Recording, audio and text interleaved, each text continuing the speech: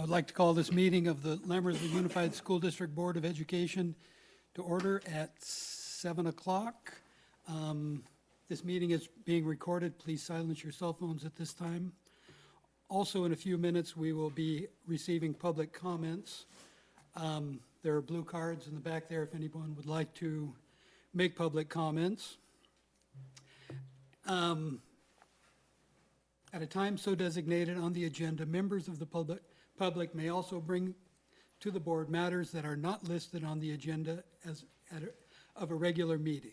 The board may refer to such a matter to the superintendent or designee or take under advisement, but shall not take action at that time. The board may place the matter on the agenda of a subsequent meeting for discussion or action. Individual speakers shall be allowed 3 minutes to address the board on each agenda or non-agenda item. The board shall limit the total time for public input on each item to 20 minutes. And at this time, we will rise for the Pledge of Allegiance led by Wickland School. Mr. Gonzalez. Thank you, everyone. To lead our Pledge of Allegiance, I need to announce them. It's the cast of our upcoming Disney Peter Pan Jr. Let's have Wendy come on up, Wendy Madeline Chabot. Let's have Tinkerbell come on up. We have Megan Balliser. Let's have, I guess you're just Alligator? Is that your name? Alligator? Jacob Balliser. TikTok, sorry. I'm trying to get everyone's names right. We have Smee over here, Lizzie Sue. We have Captain Hook, Mr. Flanagan over here, and Justin Glenn as Peter himself. They're going to lead us in the Pledge of Allegiance. All right. Pledge of allegiance to the flag of the United States of America and to the republic for which it stands, one nation, under God, indivisible, with liberty and justice for all. Thank you. Roll call, please. No, wait a minute. I'm sorry. Are you giving a presentation? Would you like to go ahead and give the presentation at this time? Sure. Most definitely.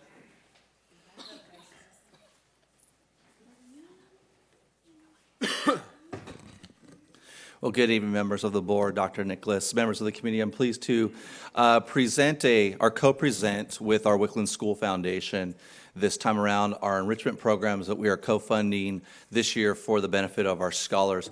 And I have behind me, of course, as I shared earlier, the cast of this weekend's Peter Pan play. They're going to share their perspectives. This all started last year when WSF approached me and we discussed what we could do to continue the enrichments that we currently have, but expand them and then bring some new and exciting enrichments to the campus to support the Wickland scholars. The first of which I'd like to share will be our drama program. We started this work last year. We've expanded it this year. We've already had one play, The Legend of Sleepy Hollow, and this weekend we have 3 showings of Disney's Peter Pan Jr. And I'd like the scholars to actually share their perspectives as cast members, what they're going through, and all the exciting things that they are doing to prepare for this exciting event. So I'll have them come up and share right now.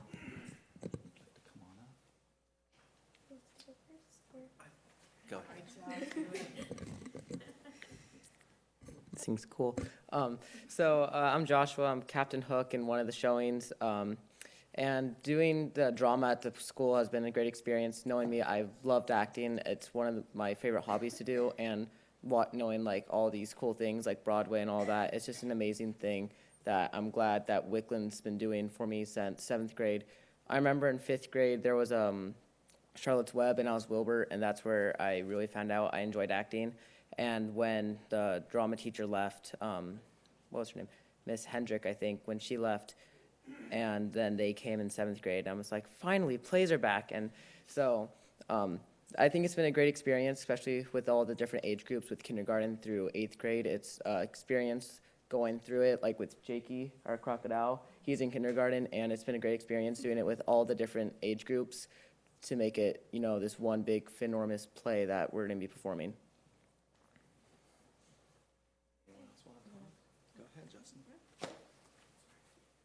All right, so hi, I'm Justin Glenn. As you heard, I'm playing Peter Pan in one of them. So, all right, as my experience, all right, I started out in last year in 5th grade. I was Mike TV in the Willy Wonka play. All right, that's when I kind of found out that I was pretty good at acting, and I liked it a lot. So it just escalated from there. I was Brom Bones in the Sleepy Hollow one, and now I am Pan. So. Yeah, it's the drama program, not necessarily club, has given me like more self-esteem, self-confidence, public speaking abilities, and so yeah, that's so yeah, it's getting pretty. It gets easier and better as it goes along. Thank you. Okay. Hi, I am Madeline Chabot, and I play as Wendy Moira Angela Darling. And this is my first year being in a play. And ever since I was younger, I would dance and go to all these fun events and basically be in front of a crowd, because I love being in front of a crowd. So having an opportunity to be in this amazing play, which is associated with Disney, is really just amazing, because I love singing and being to work with all these kids and making new friends, and basically creating a family that I get to enjoy and be in, even though sometimes we do fight, but that's how a family goes. But in the end, we all love each other, and we all have fun, and yeah, it's been a great experience. Great. Thank you. Thank you. Hi, I am Julia Ballister, and I play Tinkerbell in Peter Pan. When I first started acting in Willy Wonka, I was Veruca Salt. I found out that my true talent was acting, and it has brought joy and delight to my life ever since. Awesome. Thank you. Thank you.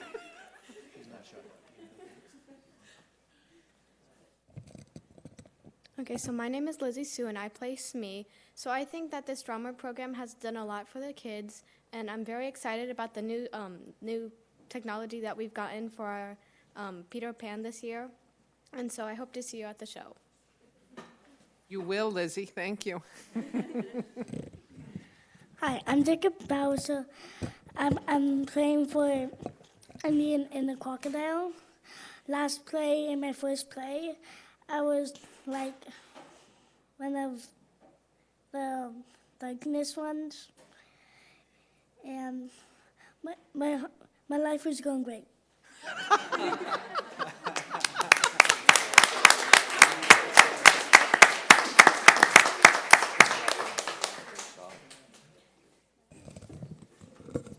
Definitely a lot of talent there. A lot has gone into our plays, and I really want to thank Wickland School Foundation, WSF, and our parents who have put in countless hours just to work with the scholars, develop and build our props, come to me with advice of, we really need to upgrade the sound system. We need to upgrade this. We need to upgrade that to really go to the next level. And so we work collaboratively together to really put together a great show this weekend. We're super excited for the event. We love to see you there, and some of you have already reached out. Another enrichment that we also have brought to school, and this is in its 4th year of running at Wickland, is the arts, or the Art on Wheels program, where our Wickland parents, with the support of one of our parents, Laura Purrier, who has spearheaded this project, has brought arts and art history and art lessons to the scholars in grades kindergarten through 5th grade. They receive lessons once a month. They really go into the technical background of the art, the artist, him or herself, the history behind it. The scholars get to actually do the paintings in class. We proudly display them in the class, in our office. And what I'm really excited about this year is what's new, what we're bringing to the school in May is we're going to bring art sculpting classes to the campus, where scholars will learn about sculpting. They'll have clay. They'll create things over 2 days. So we're super excited about that. We do have our Art on Wheels art show coming up in May, on May 4th in the multipurpose room, where all the art will be displayed for the year. And I'll turn it back over to our wonderful actors and actresses over here. Does anyone want to talk about their experiences with Art on Wheels? I know most every one of you have gone through it at some point. Julia will speak. She is no stranger to public speaking. when I first started doing acting, it was like when I was like in second grade. It really taught me some things, my true talent, what I love best, and what I like doing. Thank you.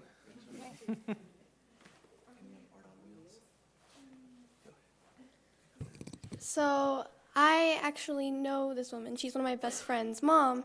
And so I remember when, I think 4th grade, the first year I came to the school, I came here and we had this Art on Wheels program. And I was like, whoa, we get to do art?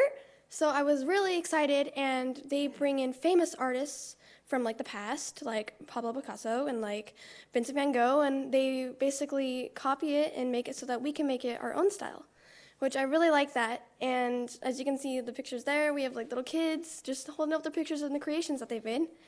And it's really fun to be a part of. And even though I'm in the older, I can't do it anymore, but I remember have great memories of me doing it, and it was really fun. Thank you.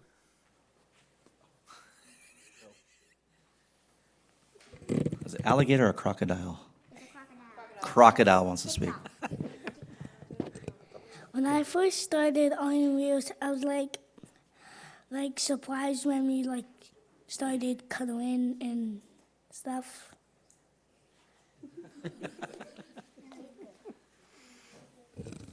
So again, we're very excited about the program. We are looking to expand it and expand the offerings, most definitely for our scholars, and bring more arts into our schools. Another enrichment that I'm very pleased to announce it's new this year is focused on STEAM, science, technology, engineering, arts, and mathematics, and that's our WonderWorks on Wheels. It's WonderWorks, but we decided to call it On Wheels, similar to Art on Wheels, where we have parent volunteers signing up and coming into the classrooms to help children with coding. And this one's very exciting because the students actually use an iPad to code, and they're going to code these robots, Dot and Dash, to do certain things. So they're inserting in lines of code to make these robots do very specific things. And I know Justin Glenn, or also known as Peter Pan, has experienced this and would like to share his perspective on that. All right, so I was one of the lucky few that had a chance to participate on in Wonder League. I think that's it. Yeah. All right, so basically you have like these two robots, Dot and Dash. Because you get a tablet, and then there's this like cute. This is like this simplified programming app. It's not like all that like slash do this yada yada yada, like all that complicated stuff. It's just like these big like bubble like move forward, and then you can just like select how far you want them to move forward. All right, so yeah, it's like I'm just looking forward to having them in a classroom, like so that all the kids can experience coding and just have fun with them. Thank you. Thank you. And so through the assistance of WSF, they purchased the iPads, they've purchased the various sets, is it 5 sets of Dot and Dash robots that we bring into the classrooms, and teachers have signed up so they can bring that experience into their classroom. The two last ones I'd like to talk about, I'd like Vicki Beckman from our Wickland School Foundation to share, because she spearheads a lot of this work behind the scenes. And to add more perspective, but one of them that's coming up is Battle of the Books, and that's a new one for us this year. We're excited about this because it's really helped. It's one of the multi-pronged approaches we're taking at Wickland to enhancing the love of reading that amongst our scholars, and Battle of Books is one of those. And I'd like her to discuss a little briefly about what it is and what our scholars will be doing. And then we'll discuss the last one, which is the Oral Language Festival, and will be in our second year of really doing that program for our scholars. Good evening. So Battle of the Books is a new program for us this year. It's basically a Family Feud style competition between teams of 4. There are 3 grade level groups, so there's 3rd and 4th, 5th and 6th, and 7th and 8th. And there's a pre-selected list of books that are all really well-written, award-winning books. And as a bonus, if they read all of the 20 books on their list, they blow away their AR goals for the year. So that's a nice thing. So they get together 4 teams of 4, friends of theirs, and they divvy up the books or try to read all of them on their own, and then we'll see how the competition goes. So that's next month in May, and right now we have about 40 kids registered, which is not bad, given that we haven't pushed it all that much because we're focused on the play at the moment, but I think it'll be a great event. And then the Oral Language Fair, this is the second year that we have done this. Last year, Trustee Pombo asked me to open this event actually to all of the schools in the district, and it is open again this year to all of the schools in the district, and it's a great way for kids to try their hand at public speaking. It's 3 to 5 minutes. They memorize a little piece. This year, we've opened it up and allowed them to select any work by a known author with some approval by Mr. Gonzalez. And they just compete in their age group, and it's a quick, fun event. Last year, we didn't have a huge participation, so we're hoping for a bigger participation this year. It's very similar to, if you are familiar with speech and debate, it's very similar to those kinds of competitions, so it's a gentle step in that direction. All right, thank you for the opportunity, members of the board, Dr. Nicholas, and the community, for allowing us the opportunity to share some of the work that we're doing at Wickland to add additional enrichments for our scholars. Thank you. Thank you. Thank you. You can easily see the self-confidence that the students have learned in their acting practice. You guys did a great job, and I look forward to seeing the play on Sunday. Should be exciting. Thank you, kids, and I will be out there this weekend as well with my family watching the play, and I very much look forward to it. And if you guys would like to go home at this point and work on homework or whatever it is, feel free to go ahead and exit. You're going to open up for board comments at all? Sure. Okay. Thank you, Mr. Gonzalez. A lot of great work. A lot has changed in the last couple of years at Wickland, so I'd like to thank you personally. Thank you to the kids for your performance. Very good. And Vicki, WSF's doing a great job. Thank you very much. Appreciate it. Thank you, Mr. President. Sure. Thank you very much. Great job. Any further comments or questions by the board? Thank you.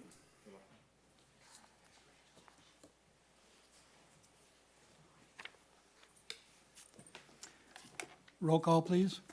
Matthew Balzerini. Here. Colin Clements. Here. Ann Goodrich. Here. Sharon Lampel. Here. David Pombo. Here. Samantha D. Tiberis. Here. Approval and/or corrections to the agenda. There are none. Move to approve. Second. All in favor? Aye. Opposed? Motion carries. Item 5, school culture and discipline presentation. I was asked to bring some data here to the board meeting to present some information around school culture and discipline. So we're going to do it in 2 parts. I had asked Dr. Guild to give a short presentation with some statistics, and then we asked all of our 6 principals to come and speak to the general way they're doing their business and answer any questions of the board.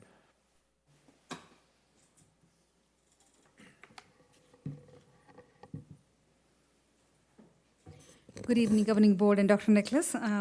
Thank you for inviting us to share our school culture and discipline update this evening. I'm just going to give a general overview first and then share specific data at the school sites regarding discipline, and then finally go into some of the general programs that we have in general at the school, throughout the schools, and then each of the principals will share what they are doing specifically within those programs. So first, I would like to point your attention to, even from policy perspective, that has been put together and approved by the governing board to make sure that that we have advocating, nurturing, and sustaining type of opportunities for students to really have a positive school culture, which can enhance the instructional programs for the students and also provide great professional staff growth for the staff as well. Within our policies, again, it's very clear that we always want to provide a safe, efficient, and effective learning environment for all of our students, and then also a safe environment for our staff as well, while we are collaborating with our community, with our family members, and keeping the diverse needs and the diverse community perspectives from out there. So anytime we are functioning out there, these things are always kept in the forefront at all of the school sites, making sure we are providing a safe learning environment for the students. So next I'm going to go into the actual data in general, from the school sites as a district though, for suspension. So at each of the school sites, our goal always is to reinforce positive behavior. We have several events, several different things that I'm going to go into later on that talks about what do we do to reinforce positive behavior. But while we're reinforcing positive behavior, we also take a look at student conduct, and we do behavior follow-up with consequences. So as you can see, while our student growth from 2013-14 school year, we grew from 2,600 students approximately, or 2,700 students approximately, to 4,100 students overall as a district. And of course, as the numbers grew, our suspension data grew as well. I also would like to point out that in 2013-14 school year, we were a 4-school district as a K-8 school district. So when we really look at data, we are comparing apples and oranges. And then we also should just look at one more thing, which is starting in 2014, even more in 2015 and beyond, the number of teenage, upper grade kids, that's where we have most of our suspensions and discipline issues, that ratio has been growing as compared to the younger grades ratio because of the high school. So we segregated the data by high school separately as well for both of the school years. As you could see, that's a typical trend within high school students. At 9th to 12th grade, there are typically more discipline issues, more suspensions, more of those kind of things. So the high school data is 4.7% from last school year, even though the overall data for 2015-16 is 3%. So high school is contributing quite a bit. And again, that's a given in any district. If we will be a typical school district, we wouldn't have all these changes in number of students, and we weren't going from K-8 to K-12. We would really be comparing apples to apples. We would not have this, but that's a contributing factor we can't control. It's given. It's going to be there. And the next slide is that where we segregated the data just for bullying, and that information actually we have that is actually recorded. We went back again since 2013-14 school year. This is done by school sites. This is the number of incidents that have been recorded in the system, either in Aries or the school sites have kept this information for bullying and teasing for both of them. And I'm going to give you a second to take a look at it. Thank you.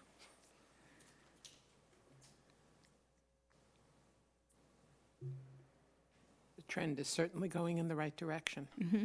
So it's back and forth, up and down. It also, again, number of school size makes a difference as well. We have noticed that too, because some of the schools were smaller at one point, then became bigger because our school sizes are growing.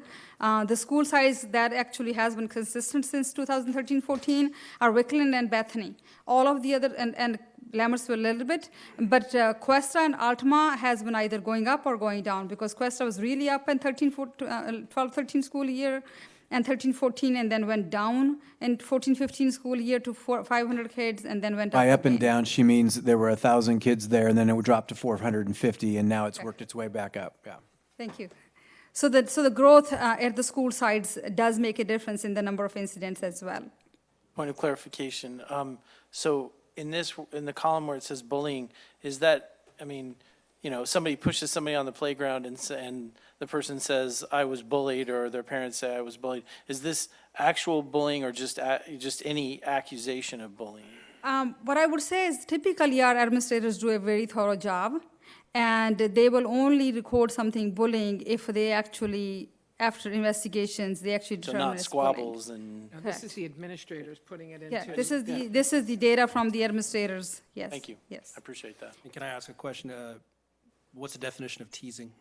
Teasing is one-time incident, making fun of somebody, but it's not considered bullying. That's the major difference between bullying is ongoing or a repetitive behavior and so on, as compared to teasing is one-time incident happened and then it was taken care of and so on.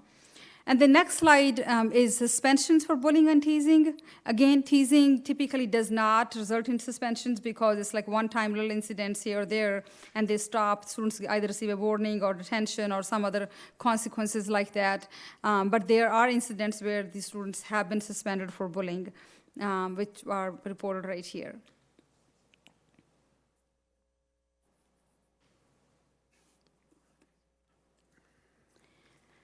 And so I want to share in general what is being done as a school district at all of the school sites. Is each of the school sites, especially K-8, we have character character counts where they're being reinforced on a daily basis, and then also monthly assemblies for recognizing positive behavior. High school started Challenge Day, which is we have students participating and community members and staff members from 7th through 12th grade in there. And then there's a follow-up program is called Be the Change Club. We also have conducted parent workshops, actually conducted one, but we plan to hopefully conduct more on internet safety and cyberbullying. There are periodic anti-bullying assemblies and rallies at different school sites at different times. We have a couple of the school sites, they have an anti-bullying assembly actually coming up this month.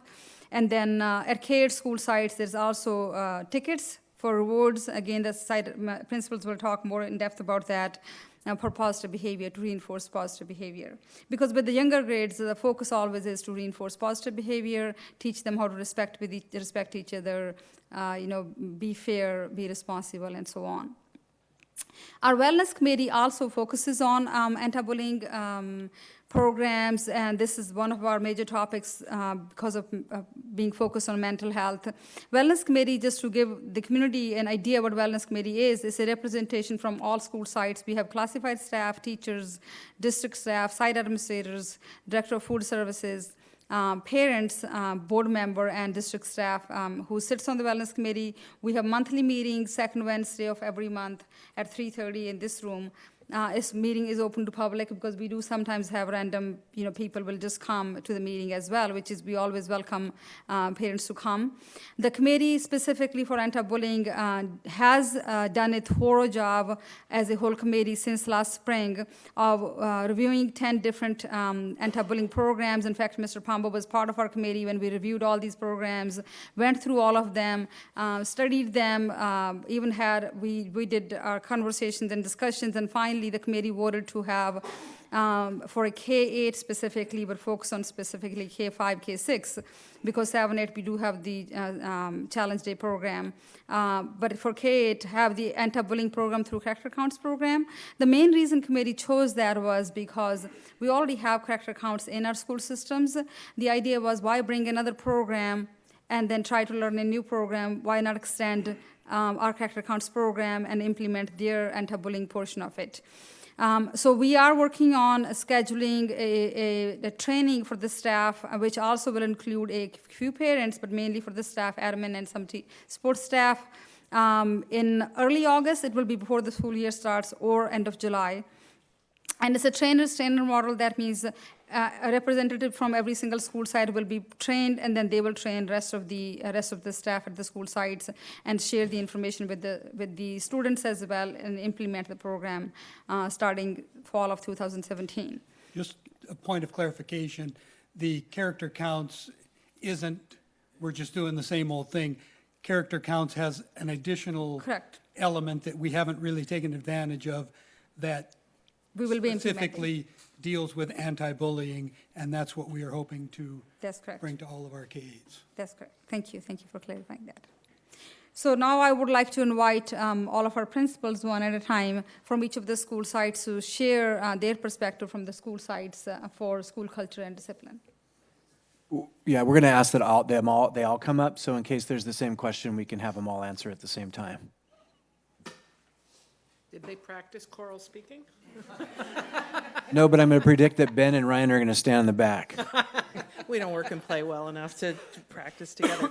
Do you want me to just generally how do you address how do you address it? How do you build your culture? And I think those numbers bother me because there's a piece that I think you need to be aware of. There are two ways to. First off, I am a neurotic over-documenter of things, and I handle, I have a very assertive approach to discipline. My philosophy is that if students don't behave, teachers can't teach and kids can't learn. So the expectation is that everybody does their job, and their job is to behave so that they can learn. So you can enter things in areas as assertive discipline, or there's a place where there's something called switch, and you can put it in kind of a lower level. I take the philosophy that if it makes it to my office, it's assertive discipline, and I enter it as such. I think not everybody does it that way, and the things that aren't in the assertive discipline area didn't query there. So that explains some of the discrepancy in the numbers. So what do? We do use character counts. We talk about it at our monthly Student of the Month assemblies. There are also 3 things that I tell students, and by the time they're middle school, they're meeting with me at least once a trimester for a review of rules and expectations. And I tell them, first off, the Bobcat rule is that adults should really only have to ask you to do something once. You don't need a personal invitation to follow the rules. The second thing is that they should treat other people the way they want to be treated. And the third is if you wouldn't do it with me standing next to you, you shouldn't do it. And that kind of covers pretty much anything that happens in our world, right? So we focus on it that way. You've seen our leadership kids come in here. They go out and push into classes and do character building activities. Last year we did bucket filling, which was a popular book, still is out there for kids. This year we're doing the 7 Habits of a Healthy Kid, and they go in and talk about things that students, mindsets and things you do to be a good friend and kind to yourself. And so I think that plays a role. And then we're just highly, highly visible. There are maybe 2-3 days a year when either Mrs. Bogle or I aren't in the lunchroom. If you've worked with middle schoolers, you know almost any problems roll out of the lunchroom onto the playground. So if you're in there, you nip them there. So just having that kind of a presence makes a big difference. And it's a pretty simplistic approach, but it works. So I don't know. That's what I do. Quick question, Mrs. Wingo. In the data that we did see, there seemed to be a rise in the Bethany suspensions for bullying. I have to be careful what I say. There was a recent expulsion that accounted for a lot of it, and you can only move as fast on certain things as the law will allow you to move. So it could have been the same child being suspended more than once. One child can make a huge difference in those kind of numbers. Thank you. Thank you very much. Are there any more questions specific to Principal Wingo?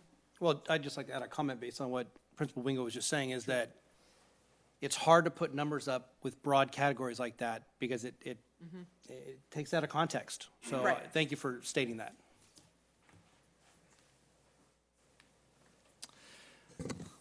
At Wickland, we do a variety of things as well.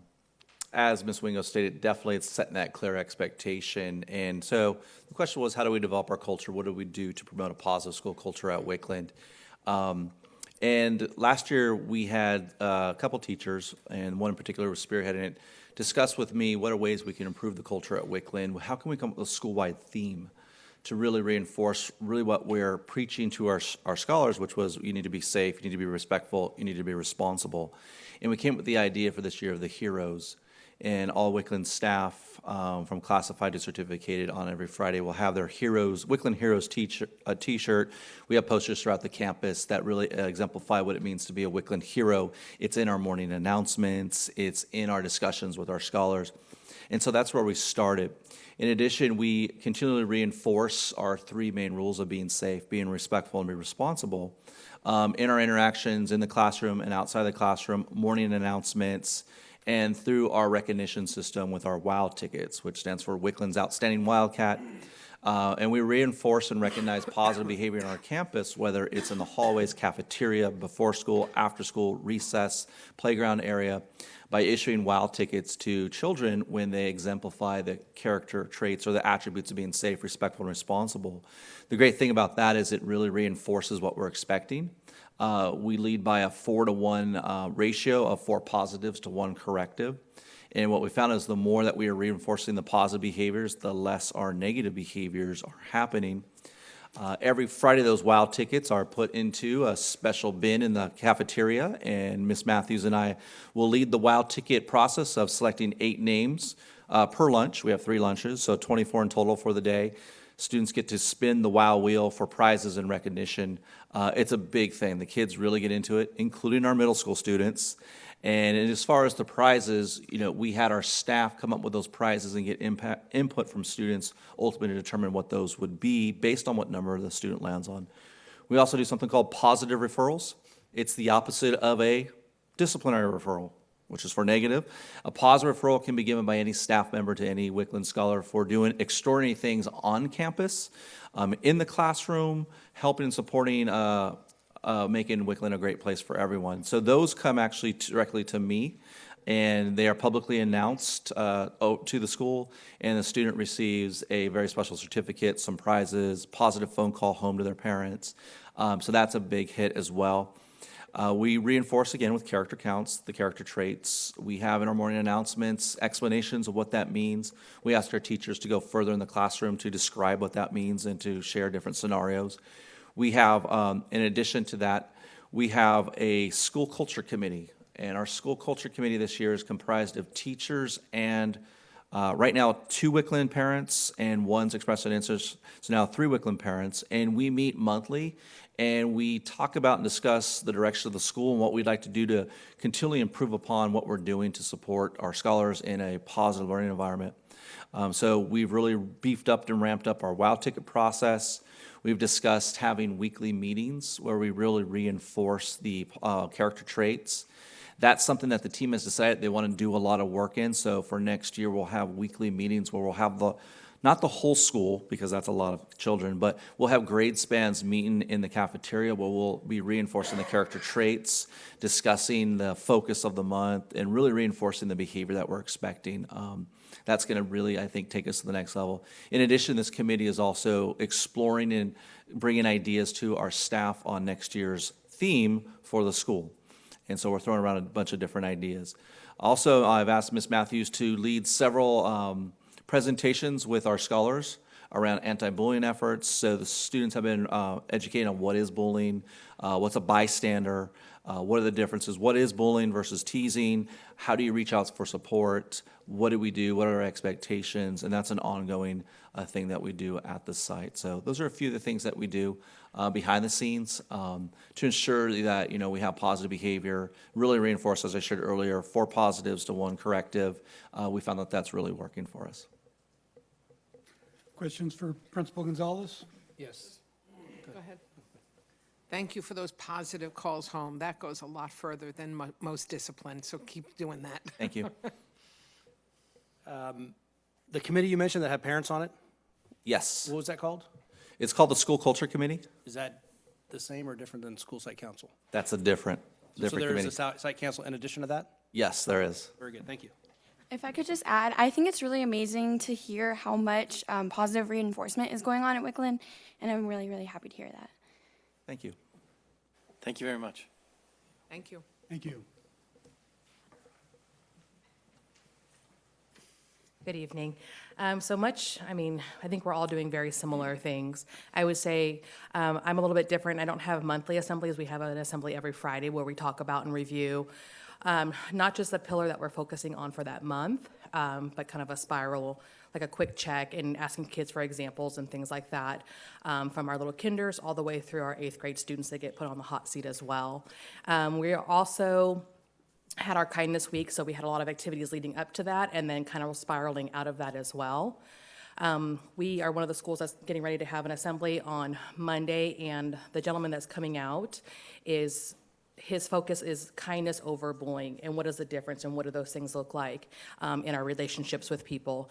And so he opted to do 2 separate assemblies, so one for our K through 3rd grade students and one for our 4th through 8th grade students, so he could have a specific presentation to those grade levels to make sure that it was appropriate, that the older kids didn't feel like they were being talked down to, and it wasn't above the little ones' heads.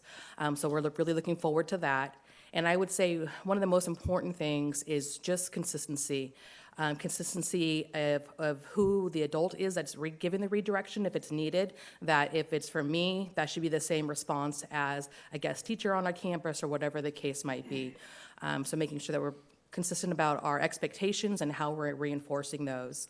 The other thing is always bringing the conversation back if kids come up to me or if it's in the classroom with our 6 pillars. And so we always tie all of those conversations back to the 6 pillars and have the kids kind of reflect on where are they at kind of on the spectrum of how they're, showing that and practicing that. And I would know for some of our students, it takes a little bit more time to kind of gain some positive habits. Sometimes we have students that have negative habits for whatever the reason might be. And so just having consistent interactions with them out on the playground, again, like Mrs. Wingo had mentioned, they're seeing you. You're there to kind of check on them and make sure that their day is going well, but they just kind of see that you're out, kind of monitoring the students. And whenever I have an opportunity to kind of catch one of those kids making a positive choice when it could have been a potentially the situation could have gone awry, making sure that I'm praising them in that moment. And then also, a lot of our parents come and pick up in our car line, so we have lots of opportunities to talk with parents in person right away, or, through emails, phone calls, and all of those types of things. Just to say, I saw your son or daughter doing a fantastic job. This is something that we've been working on as a team. And just, telling parents how much we appreciate their support, all the kids' hard work, and everything that's happening in the classroom as well. So things are going very well for us. Any questions? I love the catching the parents at the car and the pickup with the positive comments. Thank you very much. Thank you. Good evening. I have yes, a question. I sorry. forgot. Oh, I'm sorry, Irene. Where does this presenter on the kindness for the assembly come from? Well, he's flying in on a plane, No, I didn't mean, what state is he from? Is he from a certain organization or something? Or I don't know he is a speaker himself. He's not from a corporation or anything like that. Mm-hmm. His emphasis is really kind of coming out. I think he was probably, my understanding is someone that had a history of, maybe not being treated kindly or fair by others, and so has a lot of, experience with that. And, kind of looking ahead, one of the other things is he also does things for staff and for parents as well. So that would be something after we, kind of do this year with the students, that's our focus. I think it would be an opportunity to kind of look forward, to other possibilities next year about how do we have those conversations with our kids, because that's one of the biggest things I think when kids come to us is the conversation. I spend a lot of times with kids talking and modeling the conversation and kind of mediating the conversations so they know how to have a respectful interaction. We're not asking for all students to be friends with one another. We're not asking for everyone to come over to each other's house for dinner or anything like that, but we are asking kids to show respect for one another. And that's the emphasis of his program, which is why it kind of spoke to me when we were looking for, opportunities to bring to our kids. so this is what he does for a living? Correct. Okay. Yes. Thank you. hi. So definitely a lot of repetition in the school sites, a lot of, we're collaborating, seeing what's working, and we also do the student month assemblies. We have our ASB who comes in and they do videos to show the students what the character trait looks like in the school setting and how to exhibit that. We also do cougar paws, which are also for the good character. All of our staff members, our aides, everyone carries them to try and catch those kids showing good character.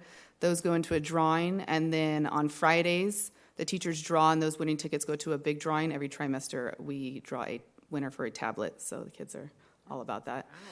We also do the positive office referrals, the same. We want to try and make that positive connection with the kids and not always think of it as a negative. So building those relationships and having that conversation with parents too, getting to have that, they're making good choices and we're proud of them.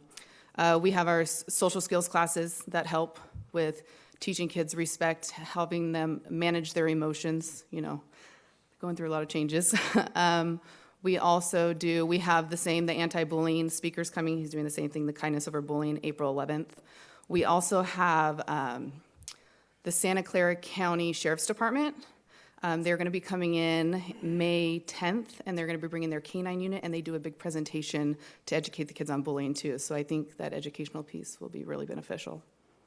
And of course, I have that same conversation. You treat others like you want to be treated. It's a constant teaching process for these kids and how to interact with each other and perspectives and, people saying something and them not being there and teaching them, not always what they say is what happened. It's just, it's a lot of teaching and being safe, being respectful, being responsible.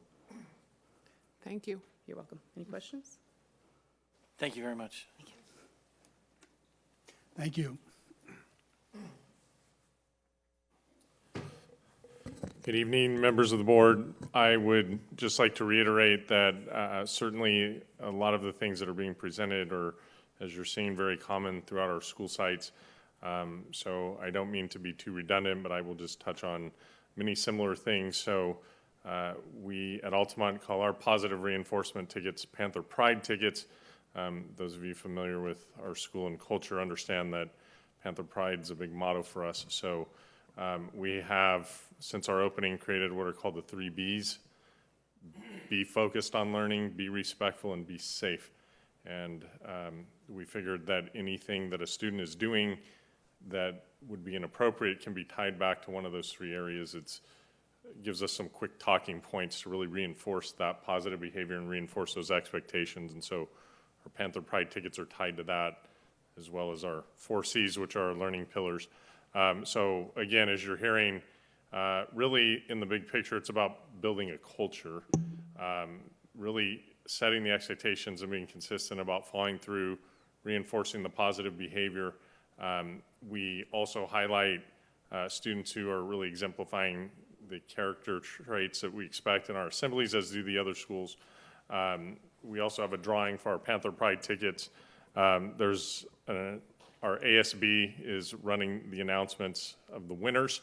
So we're trying to empower our kids to be leaders and really take the lead with the education of our student body. It's a shared approach. So with that, then our ASB has really begun the last year or 2 making videos that reinforce our expectations for behavior. We get those out to the classrooms, the teachers and classes watch them, and then they have conversations and follow up with it. So we feel that's an efficient 21st century approach to the communication and to really reinforce positive expectations. So we, along with Lammersville and Quest, are also participating in the same anti-bullying assembly. So for us, we're going to hold that on Monday, so we're excited about that. And our ASB has put together a really great video that is going to go along with that assembly and be presented as follow-up. So I think it's important, as some of my colleagues have said, the education piece and really teaching kids how to communicate with each other. And so a lot of times when we deal with student conflicts, what we're seeing is the students are not communicating very well.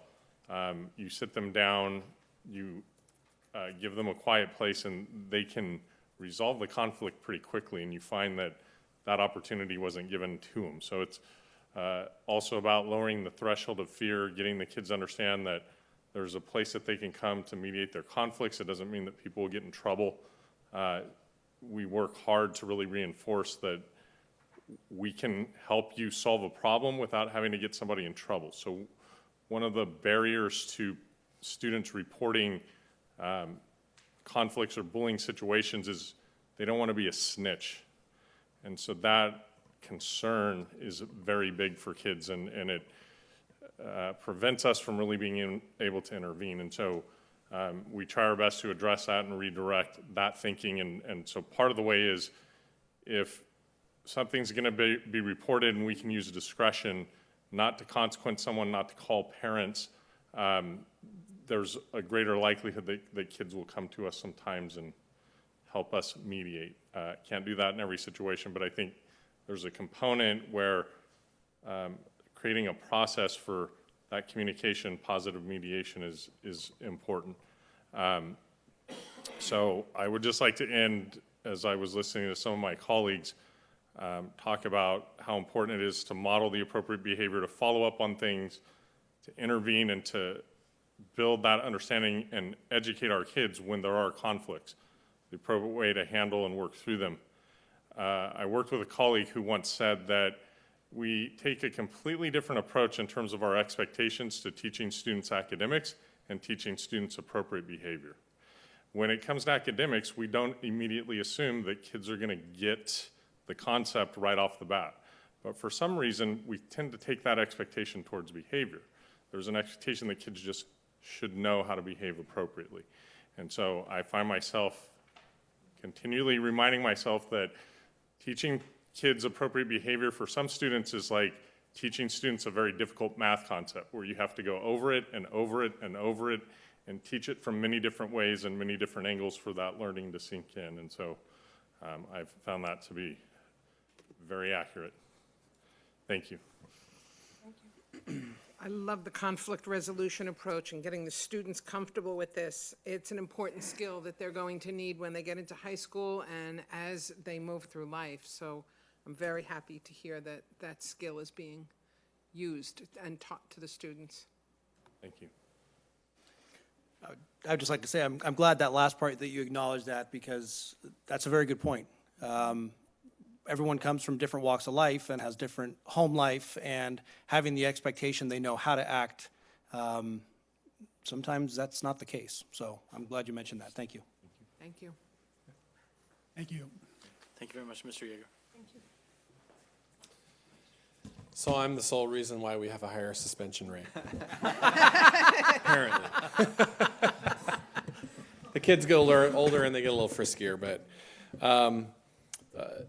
we get to pick them up where they left off, and I know that our elementary school teams do a great job at setting culture at their schools, and we had an opportunity, 3 years ago to open the high school and really start from square one as far as that goes, but really not starting from square one, because we talk about in our district that we have kids coming to us ready to learn.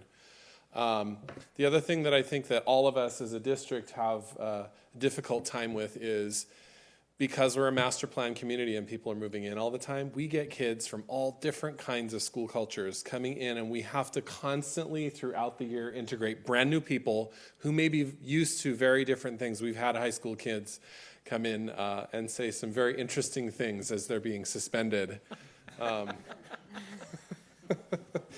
So anyway, when we instituted the program at Mountain House High School, we made sure that we were intentional about our culture. We're lucky at the high school site that we have a counseling staff. This is what counselors are really good at.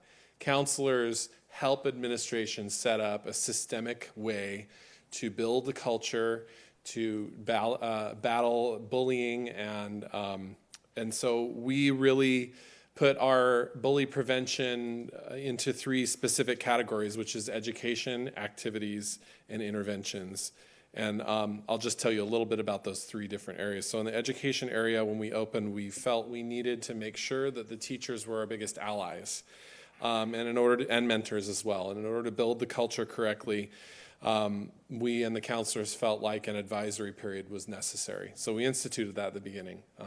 That kind of harkens back to the old days when you had a homeroom teacher in high school. The way we set it up was it's by grade level. So there are freshman advisory teachers, sophomore advisory. And the great thing about that is those teachers stay with those kids from the time they start school until the time they leave. So I know our student board trustee has the same advisory teacher, right, that she had when she started at Mountain House High School. And so as part of that advisory program, we, number one, provide the time necessary. It's a weekly time that kids get together. Now, we're not always talking about bully prevention in that period. There's other things that we talk about, but we take the opportunity to teach students about anti-bullying, character education, empathy, digital citizenship, and conflict resolution. And again, while we do disseminate other information during that time, they are leveled conversations. So the freshmen are having a different conversation than the sophomores, juniors, and seniors because they're dealing with different things.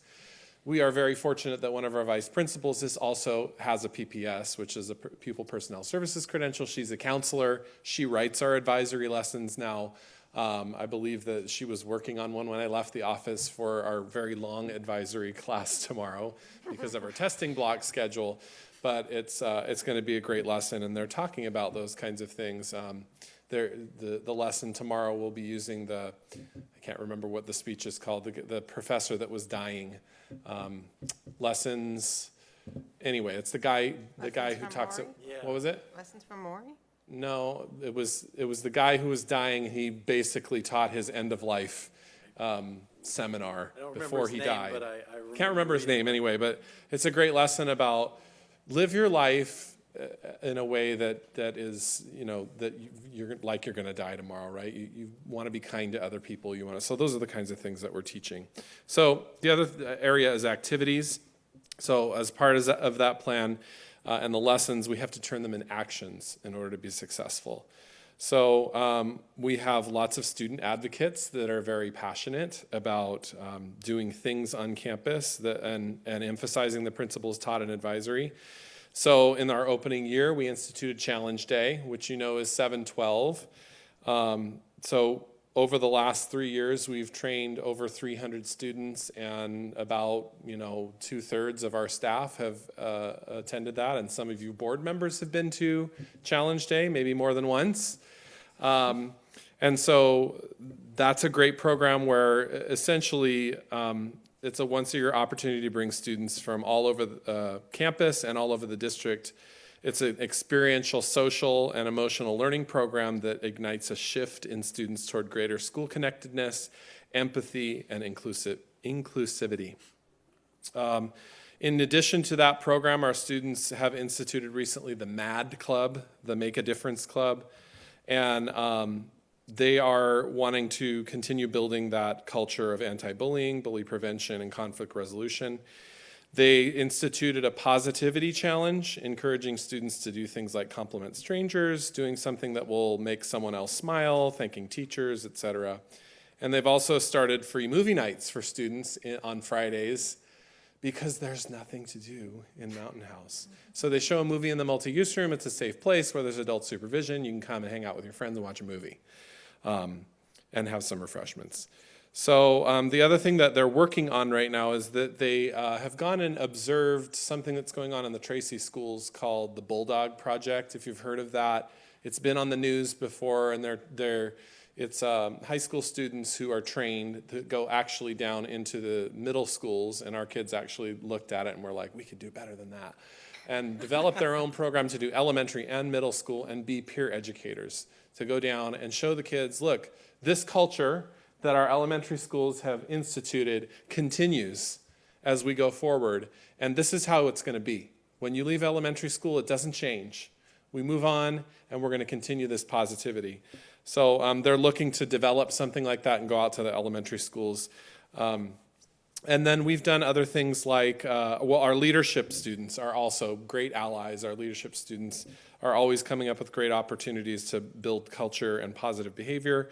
And this year, our leadership students brought a nationally recognized youth speaker who talked about kindness and then did a whole kindness week. So there are stuff like that that's going on. The last thing that I want to mention is interventions. Bullying and fights happen, period. I don't care who you are and how good your bully prevention program is at any school, it's gonna happen. And so you have to have something in place to respond when it does happen. And we've coordinated our response to those incidences on campus.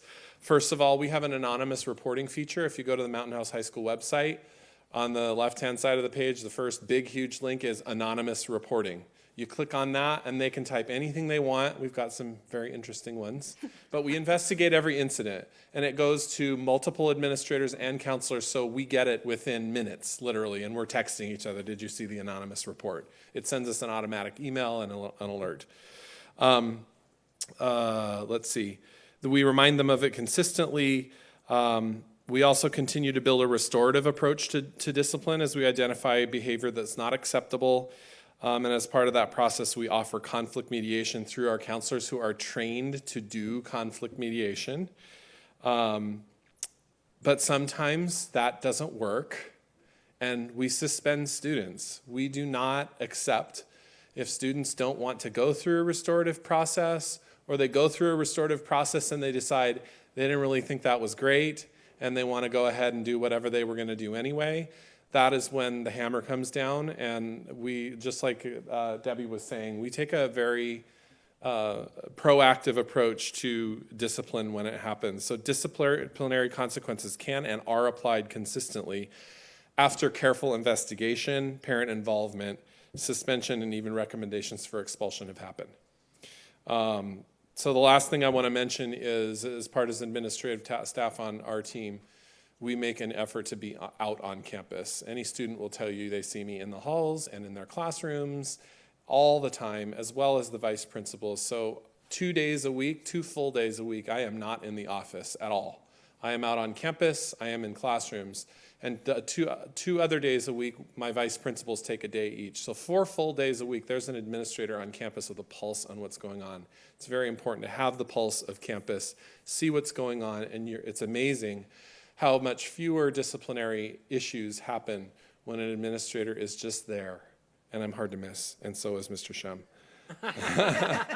So we have a systemic approach that's proactive. I think that it goes along a lot with what our elementary schools are doing. I think we need to continue working because it's not perfect. It is a cycle of continuous improvement.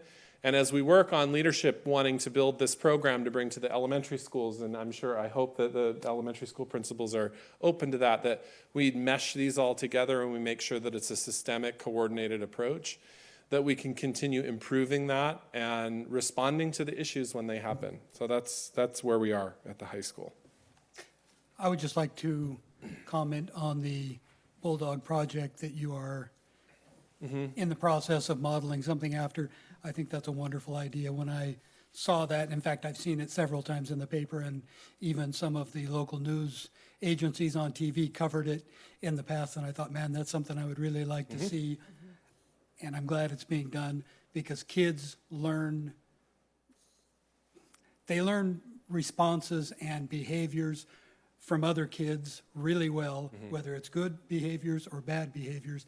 They learn them from each other. And if we can have high school kids going into the K-8s and modeling good behavior, I think that's a wonderful thing. I wish you could have heard the conversation we had in the van on the way back from watching the Bulldog Project. They do a great job, but our kids are even going, we could do this and we could do that. I mean, and it's the kids having the conversation. They're the ones that want to say, yeah, we see this happen. And these 7th and 8th graders need to know the real deal. Those kids go in there and say, this is going to happen, and this is not acceptable at our school because we have pride in our school and in our community. So definitely. A project like that is going to help that spiraling from the elementary schools up to the high school and maintain that consistency. Absolutely. Yeah, I'm excited to see something like that roll out.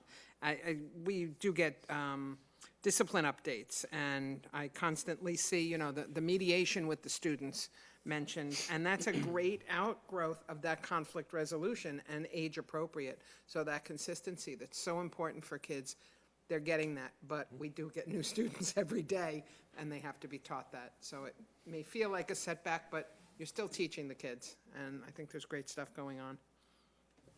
Further questions or comments from the board for either Principal Faubert or any of the other principals or staff? Just to comment in general, I wanted to thank all of you for doing this. I don't know that I'm sure other board members might have requested information, but I did, and I know that you have better things to do than come and present. But I really feel a lot better after hearing what you had to say.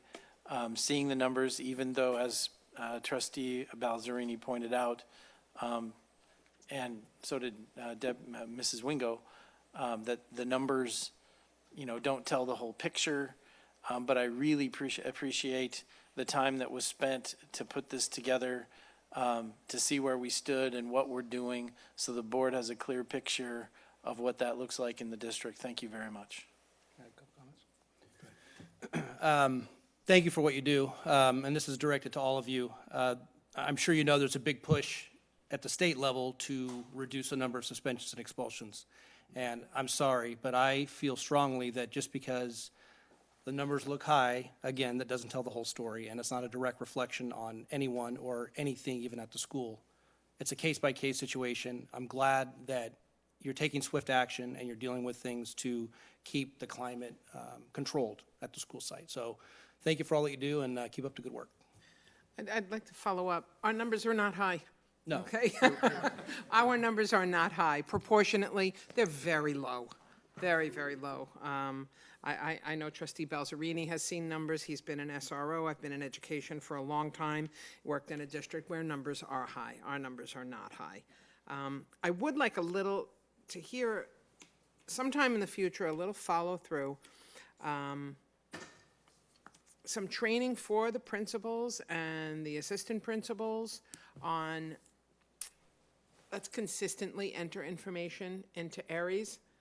I was so glad that Principal Wingo brought that up, because that has been an issue in every district I've worked in, including the current one, that principals are entering all sorts of data differently, and it needs to be consistent so we can compare. And if we can't compare, we don't know where there's an issue that needs to be addressed. So I would love to hear the district following up on that and setting a standard for how things are entered. I would just like to say thank you for your time. It's really nice to hear all of you at once so that we can, I know I've been out to visit almost all of the sites, but it's nice to hear from each of you all together so that you can really hear the consistency of culture and climate across all the schools at the district. I think the suspension numbers tell one story, but overall the achievement numbers tell another story, and that our schools are safe and are encouraging students to learn. And so overall, you know, amazing job and great work. So thank you very much for your time. I do have a question for Dr. Gill on the data. So we saw incidents of bullying and incidents of teasing at the elementary level, but we didn't see anything about any other disciplinary issues. And elementary school children fight also. Oh, they do. They're I mean, children. we have, we purposely only pulled bullying because that was one of the conversations from recently previous conversations. So that we only pulled 48900R, which is one of the ed codes. And there are ed codes from A through W, and then 48915. So there could be a total separate presentation with about 20 slides I can bring, like with literally every single ed code, how many of different suspensions we have. No, we don't need 20 slides on Yes, discipline. but this is, we only pulled one ed code, which is 48900R, because that's what bullying is. Yeah, maybe Yeah. sometime down the line when we And submit teasing, the which is state separate. reporting, we could see the data that's reported to the state from the SARCs and stuff like that, and see, so we could see a Sure. comparison. Thank you for the offer, but no, thank you. But we do, yes, you're right, Yeah. because A1, which is fights, or even threatening to fight and those kind of things, there's for those and many others as well. Are these the So- areas where we are seeing the highest numbers? You mean bullying? Or Bullying and teasing, because No. that's what was presented. not necessarily. No, okay. Not necessarily. Actually, these numbers, as compared to, like you said, mentioned other school districts, our district, knock on wood, is very low numbers, which is a good thing. And again, I do want to commend all of our administrators.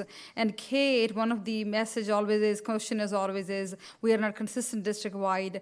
We knew behind the scenes that we are consistent. Now their presentation also shows we always room for improvement, no doubt, in every single thing, because we are always working on learning and implementing new things and trying to improve our practices. But there is lots of consistency in how do we do things. And I hear them talking about this stuff all the time from all different perspectives. And even our student handbook is consistent district-wide, like K-8 has, everybody uses the same exact handbook.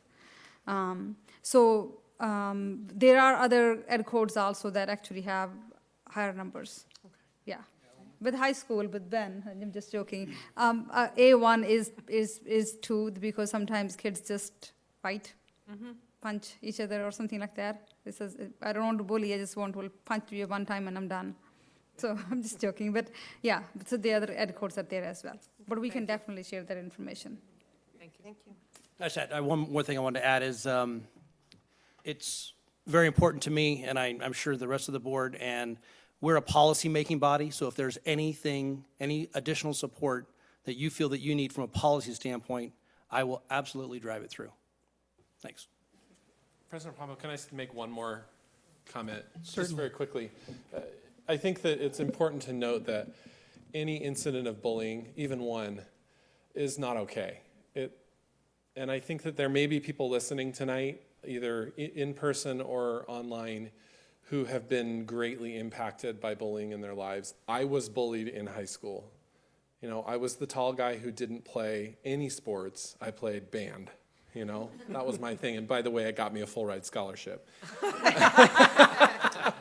So I think it's really important as a board, as a district, as site administrators, as individuals who live in this community, to acknowledge the fact that when it happens, we take it personally, like extremely personally, because these parents drop their kids off on our campus and they become our kids for the day. We are the parent and we care about them. And when it happens, it impacts us very greatly, just like it would a parent.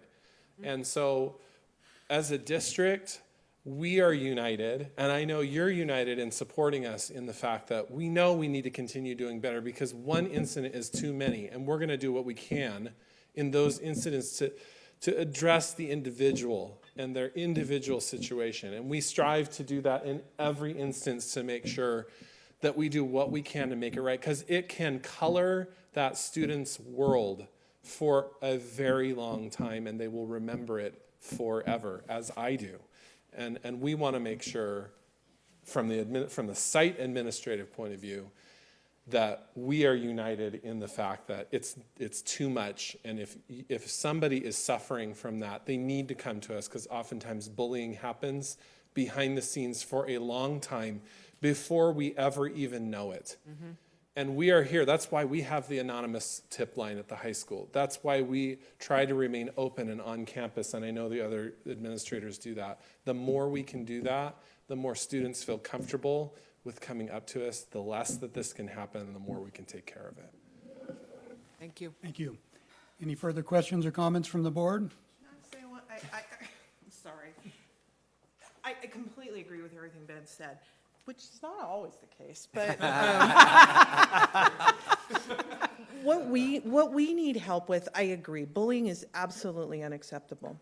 The definition of what bullying is something that I think we all struggle with in our worlds. And so if friends are out playing tag at recess and somebody gets tagged too hard, while it's inappropriate, it's one thing that happened, and it's not bullying. But often the phone call or the email that we will get is, my child is being bullied, somebody pushed him at recess. And so we really try to educate as to the fact that that's inappropriate, but it's not bullying.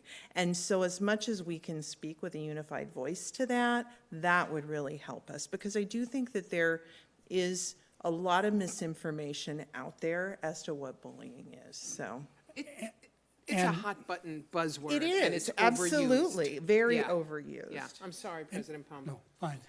It's something that we have discussed at length at our wellness committee meetings, is defining what bullying is and making sure that all of our staff and all of our parents and all of our students understand what bullying truly is. Because as you said, there's a broad definition of what people call bullying. Right.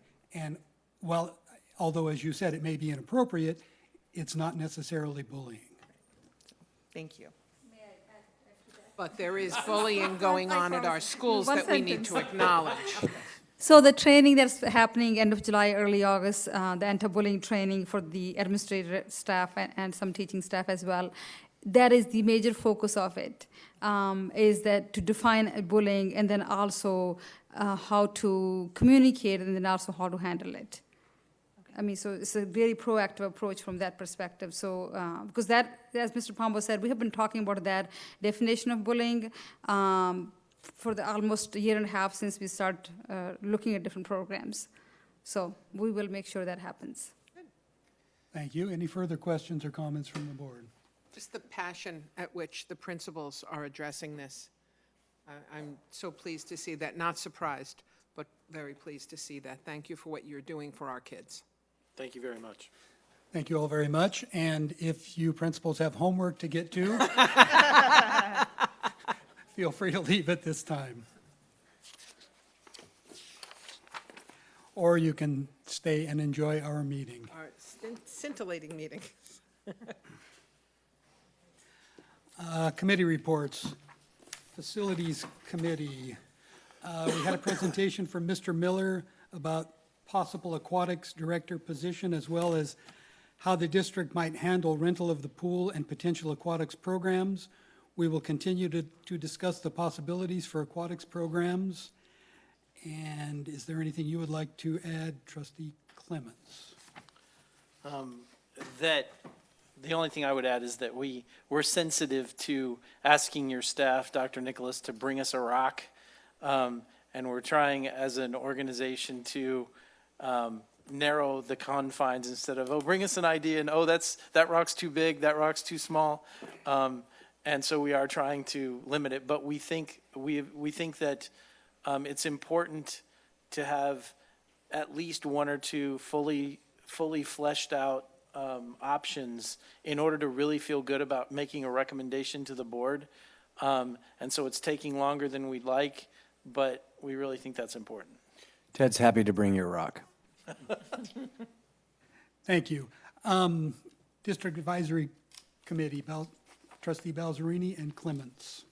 We had our meeting on the 27th of March here at the district office. Had a presentation on the new LCAP document with all the updated information in it. I wanted to acknowledge the principals, if they're still here, for most of them for attending. And the whole reason that the state went to this process was they wanted the community to give input to the district in making this report. And we need more community to come so we can hear what the community has to say. So I'm asking, please attend these meetings. Our next meeting is on the 24th of May. Anything further, Trustee Clements? I wanted to go over the timeline for the board. We did go over the timeline to get the LCAP completed. Requested stakeholder feedback by April 14th. The next draft to the stakeholders by the second week of May, i.e. after they're going to turn around the comments of the various stakeholders by the second week of May, finalize in the 5/24/17 District Advisory Committee meeting, and it'll be brought to the governing board on June 7th, 2017, the governing board meeting on that day. Thank you. District English Language Advisory Committee, Trustees Clements and Lampel. So as we both reported at our last meeting, we have not had another DLAC meeting. The next meeting is May 2nd, and I'm bummed because that's the same night as the Oral Language Fair at Wickland. And at that meeting, we'll be recognizing our students who've been reclassified as English proficient. Thank you. Gate Arts and Music, Trustees Goodrich and Lampel. So the next gate, we have not had a gate meeting since our last meeting. The next gate meeting is scheduled for Tuesday, April 25th at 6:30 p.m. here in the boardroom. We will be discussing how the rollout of the first month of gate has been going. So we look forward to hearing from them. I wanted to add, I'm excited to hear about how that pilot program is going. It started 2 weeks ago, so we should have some good enrollment information and interest levels of the students. Thank you. Grant Writing Committee, Trustees Goodrich and Lampel. So as I reported at our last meeting, Dr. Gill was surveying our staff to find out the types of grants that they would be interested in pursuing. We don't want to go after grants that our staff doesn't care about because we want their buy-in. She will then search for some grants, and we will have a writing session on April 26th. We're going to offer a light dinner and childcare to assist parents so they can join us in the writing process. So again, a shout out, please join us on Wednesday, April 26th. I have the wrong date there, at 6:30 here in the boardroom. Is that a Wednesday or a Thursday? Did I get that right? It's April 26th at Wickland School, because here we don't have a place for childcare. Okay, So right. we had So to we moved it to Wickland. to Thank move to you. Wickland, so we can actually have a room for childcare and then also a room for our meeting. Smart move. Thank you. Thank you. Safety and Crisis Response, Trustee Balzerini. We haven't met since the last meeting. However, thanks to Dr. Gill, she's coordinating with all the committee members to continue to receive comments on the Safe Schools Plan, which will be coming before this body in May. third meeting in May. And finally, the Wellness Committee, we have not met since our last board meeting. Our next meeting is scheduled for April 12th at 3:30 here in the boardroom. Next up is governing board reports. At this time, I would like to remind my fellow board members that we are elected officials, and as such, we should treat each other and the public with respect, and I would hope with a level of dignity appropriate to the position. Madam Student Trustee Samantha? Okay, so over the past few weeks, we have had a lot of fun things going on at the high school. First, I wanted to share that Mountain House had an amazing junior-senior prom on a boat this past Saturday. I also wanted to share a really cool experience that leadership got to take part in today. We got to volunteer with Kids Against Hunger, where we prepared and packaged enough food. Okay, my numbers might be off, but it was around 10,158 meals. It was a really great opportunity for all of the students who got to go. And then my next part of the report, Mr. Faubert kind of stole from me earlier. But I'm really excited with what the Make a Difference team at the high school is doing. I personally got the opportunity to go to 2 middle school presentations in Tracy with the Tracy Bulldog Project, which is partnering with Kimball Jaguar Project. And so right now we're currently in the process of deciding if we want to team up with them and bring it here, or if we want to just make our own here, separate from them. And regardless of whatever decision we make, I'm hopeful our Make a Difference students will be able to have a positive influence on our district's younger students through this anti-bullying program that we are trying to bring here. And then lastly, I'm very excited to say that leadership has officially selected our next student board member, Simran Gunsi. She's sitting right there. She's starting to observe the board meetings, and she'll take over over the summer.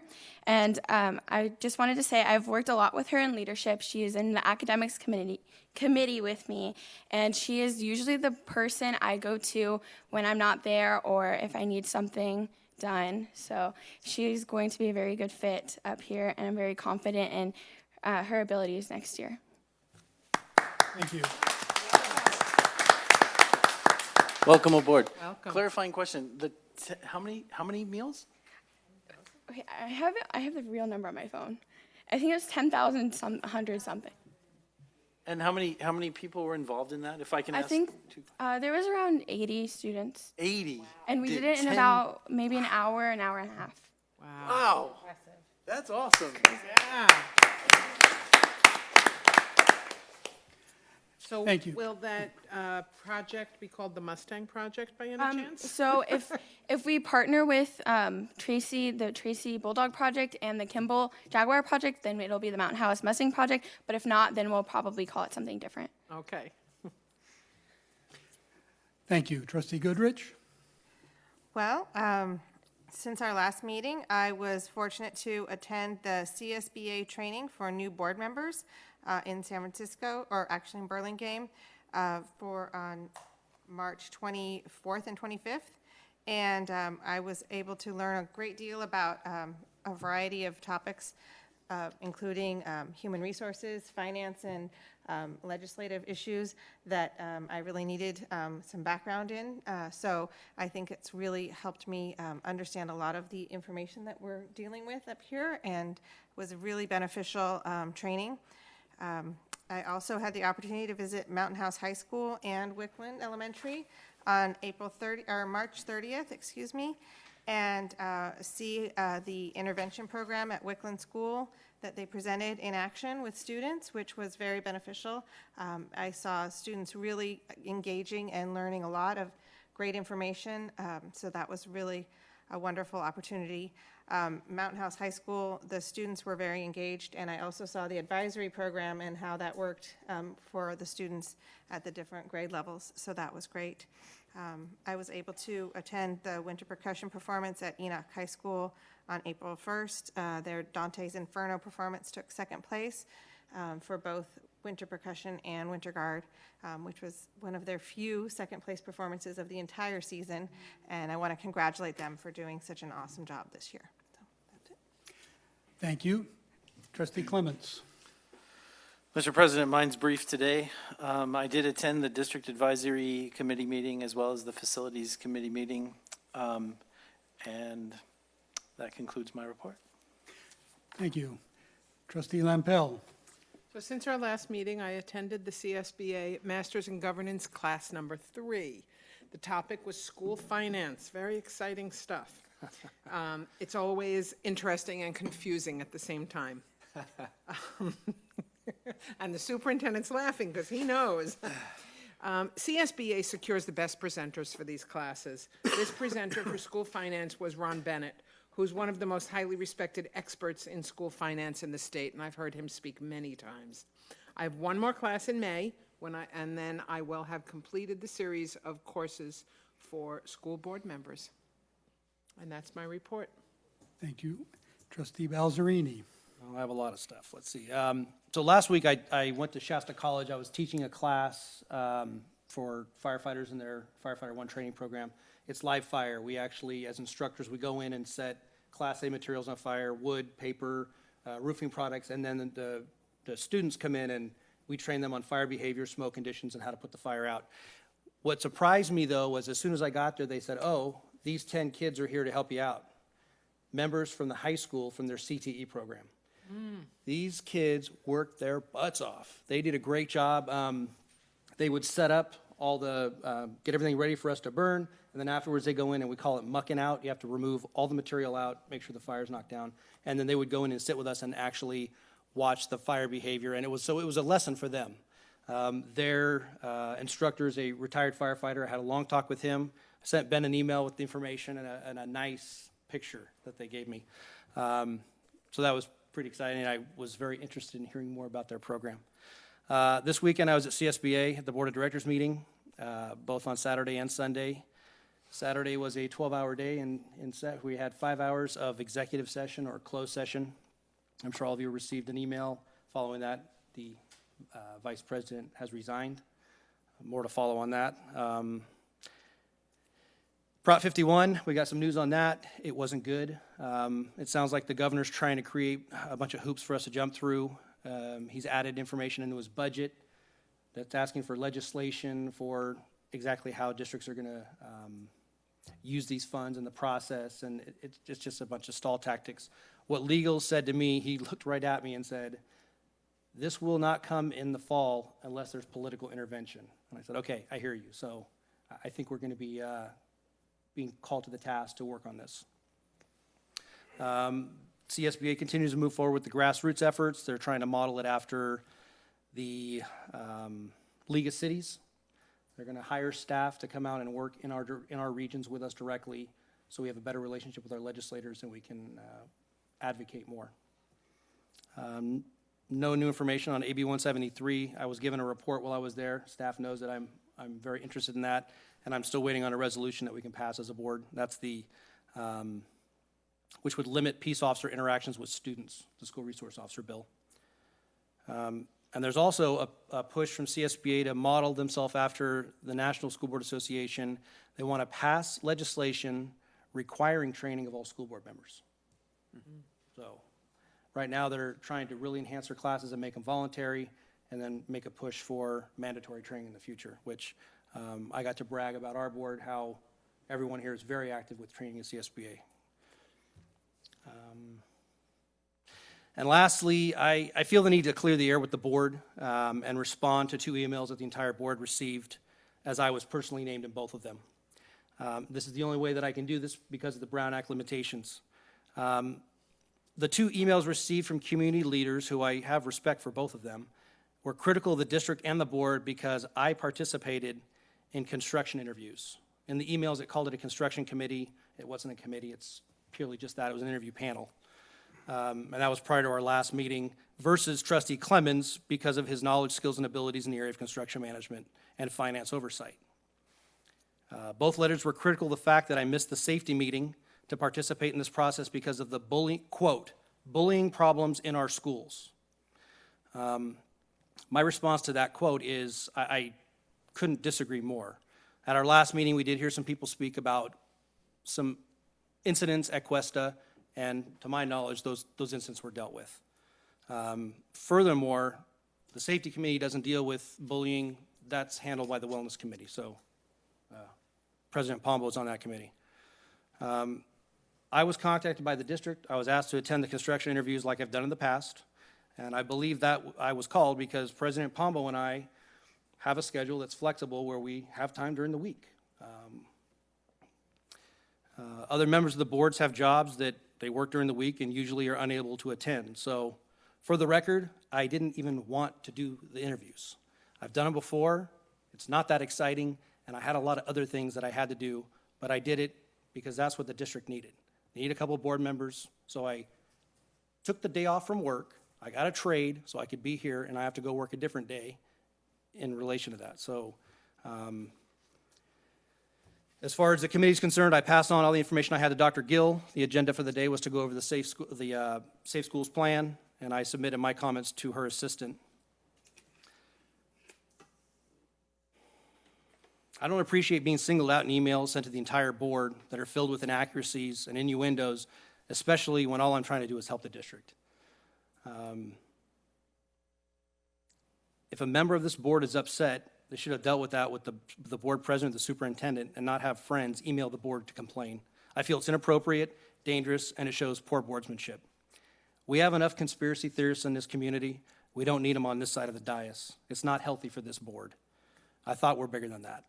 I volunteer a significant amount of my time for the children of this district, for our county, and for this state with my involvement here at home and when I'm in Sacramento with CSBA. I don't deserve being singled out and questioned when all I'm trying to do is help the district. That concludes my report. Thank you. As board president, part of my job is to make sure that we are conducting the business of the district with continuity. Clearly, we have some things to work on. I can assure the community and this board that I will work to resolve these issues. There's so much that we have achieved and so much for which we can be proud while working as a team. This is the essence of what makes our community and district special.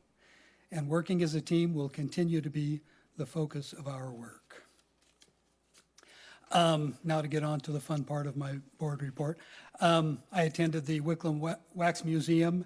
I was very impressed at the teachers, students, and parents, the wonderful job they did on the costumes and the amazing creativity that took, as well as how amazingly the students stayed in character during the entire, I believe it lasted 45 minutes, and I was there for most of the time, and the kids were just amazing, stoic, and not allowing themselves to be put off by any of the parents or other students there. This past Saturday, I had the pleasure of attending the Winter Garden Percussion Championships along with Trustee Goodrich. Percussion, as she mentioned, placed second, missing first place by 1/2 point. It was 90.5 to 91 were the scores between the first and second place finishers. I think that's pretty amazing for a young group like we have. With board consensus, there are a couple of things that I would like to bring up. First off, I would like to request that the superintendent arrange a study session on board roles and responsibilities, and if I can get consensus from the board, I will direct him so. And protocols also? Yes. I concur. Sure. Yes. Please do that, Superintendent. Happy to do it. And secondly, we've discussed this in the past, and I would like to bring it up for a future board discussion, and that is, I would like staff to look into any new happenings on the alcohol at adult events on campus. I'd like to know if other districts have adopted board policies, what those policies are, if CSBA now has a board policy, which I don't believe they had the last time we discussed it, so that we can bring that forward as a board discussion and see where we go with that. Happy to do it. Do I have board consensus on that one as well? Sure. Not interested in it. I'll participate, but I'm not interested. Yes, absolutely. Thank you, Superintendent. Moving on. Receiving of public comments. Michael Montag. Hello, board members. Thank you for your time. I wasn't here last week, and I didn't get a chance to thank you guys for those who attended. I know not everyone could attend. The Cuesta School auction was a great time. We raised, Mr. Pombo, President Pombo said that it was over 12,000. It was about 12,500, and I thought it went really well. And a lot of the generosity comes from the people up here. And we always appreciate that. I think a few of you actually bought tickets before I did, so that's, and I was actually the one putting it live on the web, so it was nice to know that. And also we do have, and Vicki forgot to mention, we do have a Wickland Cuesta trivia night coming up for parents. It's going to be at the Elk Club in Tracy, so if you guys want to be on the winning side, talk to me ahead of time, and we'll get you signed up at a Cuesta table, so I appreciate it. My name is Mike Montag. I'm a resident of Cuesta. I have 2 children that attend Cuesta Elementary School. I do currently serve as the Cuesta School Foundation president as well. Doing some research, trying to get more familiar with how things work with building new schools and such, I wanted to familiarize myself with more of the background and how things went in the past. And I did some research, and I came across some minutes from the State Allocation Board meeting from March 25th, 2009. And it basically read, the section on our specific district read, the executive officer presented the item to the board and stated that when this item was initially presented to the board at the February 25th meeting, it was noted that the estimated cost to the state was $4 million. This is in reference to, I believe it's Bethany Elementary School at the time. However, then it was revised, and the unfunded approval amount was actually requested was $8.3 million. They made a motion at the district school facility program, new construction project, and they approved that $8.3 million. My concern is going forward as a taxpayer, knowing that we approved Measure L for finishing the high school and I believe constructing Hanson. We still don't know about the new neighborhood, which is Neighborhood D, Cortez Ranch. What are we doing to make sure that we don't make these errors again? Because the error was over $4 million. And do we have any measures put in place currently that we have a new procedure that can stop this from happening again and make sure that we get the right numbers to the state when we do it? Just as a taxpayer, I'm concerned that when we start building these new schools, and with the proposition that Mr. Balzerini was referring to, maybe not passing and not having grant money or the Measure L money available, how are we going to make sure that we can push ahead? Because these neighborhoods are going to get crowded. Thank you. Wow, that was timing. Thank you.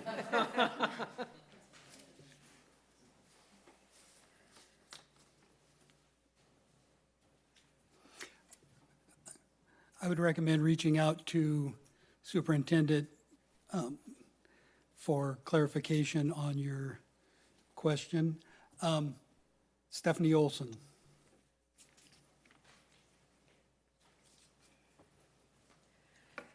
Good evening, everyone. I was hoping this would be a little different subject, but because I met with Dr. Nicholas with the Citizens Oversight Committee the other day and was so excited about what I saw that I actually went home and told my son, who's a sophomore at St. Mary's, come on, why don't you transfer back to Mountain House? And, I've been trying, and it's not just because I want to save $10,000 a year, but because of something that I received in my inbox, I'm just going to take a different tone, not a different tone, just a different subject tonight. I emailed the board a concern I had after the last meeting on March 15th. I watched it online, live, and then I watched it again twice. And I received an email from one of the trustees in response that really, really concerns me. And so the reason it concerns me is that I feel like it insulted my intelligence, my motives, and dismissed my concerns as well as being disrespectful to other board members and accusing them of things. In the past, I have sometimes engaged in Facebook dialogue, which hasn't been favorable to the district, like science fair being the best example I could think of off the top of my head. And many of us community members did so when we felt like we weren't being heard, and we voiced our concerns online in the Mountain House Forum. However, after attending many meetings and getting to know the board members and seeing you more face-to-face, interacting with you, seeing how hard Dr. Nicholas works, I realized even if we don't always see eye to eye, we're on the same team. And I really listened to you when you stood in front of sat up here in meetings and said that you really wish people would come to you first with your concerns and approach you because that's what you're there for. And maybe you've noticed that I have been quiet on Facebook about things that concern me, but I've been very positive, I feel like, in acknowledging when you do wonderful things like the science fair, or when we were in the press. I made sure I shared it with the community, and I chose to do that because I want to be cooperative. But the email really bothered me because it basically assumed that another board member was telling me what to say and that I was just a little puppet. And let me assure you, for the record, anytime I email you a concern, it comes from me. I'm not a fool, I'm not an idiot, I'm an attorney by training. I think critically. And when I ask questions of you as a board, it's not because I'm trying to put someone's name under the mud. I know that you all work extremely hard. I mean, there's no way I want to ever run for office because I know what it takes. I know how hard you all work. But my concern is valid.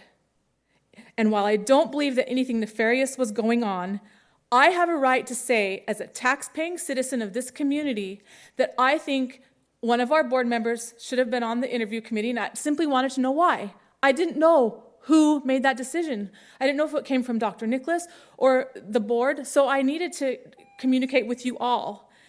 So whether you agree or not, I just hope that you realize that as your constituent and taxpayer, I don't deserve my intelligence or motives to be called into question when I address you privately. I didn't do it on Facebook because I was trying to cooperate, because I respect you all and want to work together, but I would appreciate it if I could get a response instead of an attack in reply. Thank you. Thank you. Thank you very much, Stephanie. Consent items for consideration. Meeting minutes from March 15th, budget revisions and warrants, approval of contracts under $25,000, total school solution facility services not to exceed $15,000, 360-degree customer Inc. for a school psychologist, $39.20, EBS healthcare for a speech and language pathologist, $2,160, approval of hires, acceptance of resignations, approval of updated fundraisers, acceptance of donations, $2,217 from Wickland School Foundation for Wickland Science Olympiad tournament fees, $1,325.60 from Altamont PTA for Altamont first grade field trip, $1,932 from the Altamont PTA for a field trip to the California Academy of Sciences for Altamont classes, and $2,000 from Mountain House Little League towards the Altamont school fields. Staff report? None. I'll move for approval of consent items as presented. Second. Discussion? All in favor? Aye. Opposed? Motion carries. So before I Trustee Lampel? before I do that, I'd like to say that we all wish Brian Gervais well, and we're sorry to see him leave our district. So I'm very proud to welcome the following new hires: Francisco Dominguez, an IT Technician 2, Flo Domingo, Custodian 1, Brian Heights, IT Tech 2, James Reed, IT Tech 2, Maria Rica Blanca, Special Education Instructional Aide, Lori Robertson, IT Tech 2, Ramya, I'm good with names, but... Turuma Lassetti. Okay, thank you. Yeah, her. IT Tech 2, Sean Yohannan, IT Program Manager. And that's it. So welcome to our Lammersville family, to those people. Welcome. Welcome.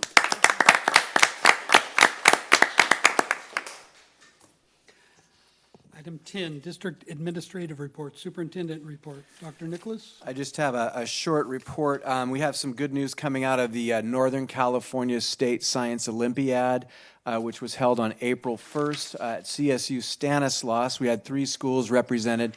So each year that passes, we add another school, it seems. So congratulations to the Cuesta Cougars for placing in their first state, Northern California state competition, 20th overall place. Congratulations to Mountain House High School, who had 1 medal winner and placed 14th.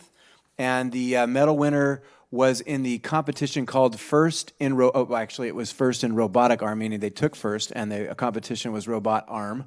And it was Matthew Dean and Edria Lowe.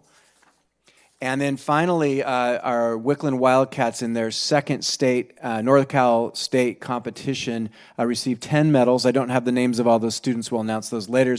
They took 6th place. So Science Olympiad is slowly but surely putting our name on the map, and we're extending from local to county to state. And I also know that there's good numbers coming out of the Math Olympiad competition from this weekend. So next meeting we'll have much more to announce. But we're very proud of our students, and thank you to the coaches who are doing such a fine job with our kids.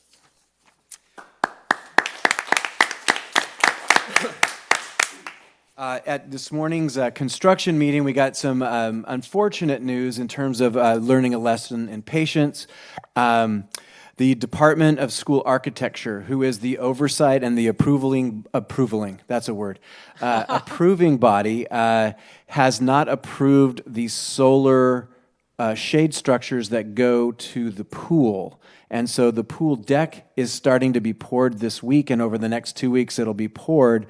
But it may push back our ability to gain access to the pool to late July or early August. So that we were disappointed to hear that. Nothing we can do because we don't get to do anything if they don't tell us yes. So in the long run, when it's open and no one remembers the loss of a few weeks, people will be able to watch swim competitions under shade, and that shade will also be heating the pool. That's my report. Shade structure an add-on? Or why didn't it go with the original plans? It was an add-on. It was never part of it, but we started doing the math on pool maintenance, and the single. This is a couple. The numbers are old, but it was like $190,000 to maintain a pool a year, and $140,000 of that was heating. So we made the decision to take care of it using sun. Yeah. Or at least a large portion of it. Item B, enrollment report. Dr. Nicholas? Our enrollment is coming in at 4,661. We will definitely pass the 700 threshold in the next month and a half. I'd like to say something about the enrollment report, if I may. Sure. Thank you. So a few months ago, I stressed that we need to market our high school. Our district has grown over 1,100 students since the first day of school in August. Every school has grown, with the exception of our high school, which has dropped enrollment by 29 students. This may not be a huge drop, but with all of our schools bursting at the seams, waiting for Hanson to open, Mountain House High School should be increasing its student base as well. So I would like to hear at a future meeting what efforts are being made to market our high school. I don't expect an answer tonight, but I would request of President Pombo to add this to a future agenda. Thank you. We need to get that word out. District Maintenance and Operations Report. Mr. LeGrand.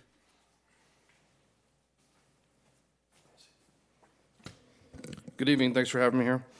I attended the district facilities meeting last week with several board members. Attended the construction meeting today at Mountain House High School. Bad news about the pool, but people won't remember in 5 years, so it'll be okay. So, I met with our grounds contractor about some enhancement projects at a couple schools, and I also got a couple complaints about weeds at 2 schools, so I met with them on those issues as well. I did that this week. I met this afternoon after construction meeting with Turner and NMR Architects. West King was in town about some warranty issues, both at Mountain House High School and Altamont. Kind of some nagging things been hanging around for a long time. So we have a plan of action to get those addressed. We're meeting again on 2 weeks with a couple of the vendors that are kind of holding up things, so. I met with Wickland yesterday, Nancy and I met yesterday at Wickland, about expanding the sidewalk and the parking lot at Wickland. It gets real narrow, and they're concerned about people getting kind of bumped into the bus lane when there's that much traffic after school. So we're looking to look at widening that sidewalk area by the kindergarten playground. And then we're already starting to make plans for our summer work. Met with a couple of vendors this week about floor maintenance issues at Mountain House High School. And then I blocked off some times and civic permits to get the gyms, multis done at all the schools. So we're already starting to plan for the summer. And that's all I have. If you have any questions. Do you have an update on the Altamont. floor at I'm Altamont, going to ask the same thing. whether or not it ended up being a leaky pipe and how that's still- being addressed? I don't have anything new. We're still doing our research on what we think the problem is before we start tearing things apart. But as of right now, we do not have, I don't have anything new to provide to you guys. I can report that Wes and the DSA Inspector Don Williams were having he was taking an independent look, as we said we were going to follow through on, and so that's not done, but a different set of eyes is looking at it. We just want to make sure we're repairing what's actually, if something actually wrong, we want to find out what it is before we start tearing things apart. So doing our due diligence. So, any other questions?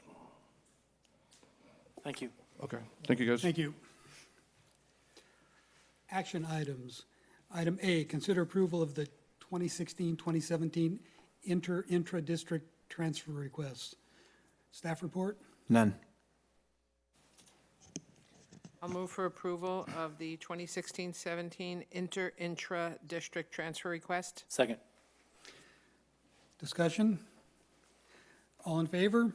Aye. Opposed? Motion carries. Item B, consider approval 2017-2018 inter-district transfer requests. So Staff report? None. Since they go together, I'll move on this one also. I move for approval of the 2017-18 inter-district transfer request. Second. Discussion? All in favor? Aye. Opposed? Motion carries.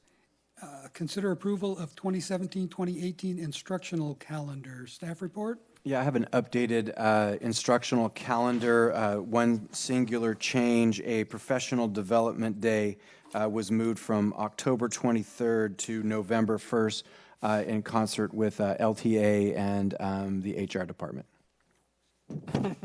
They don't want the kids the day after Halloween.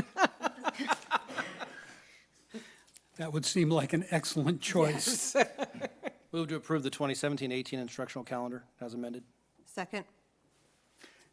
Further discussion? All in favor? Aye. Opposed?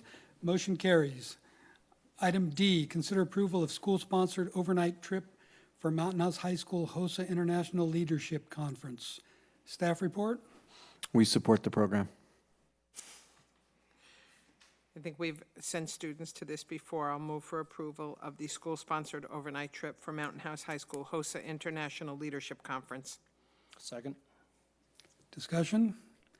All in favor? Aye. Opposed? Motion carries. Consider approval of school-sponsored overnight trip for Mountain House High School Key Club. Staff report?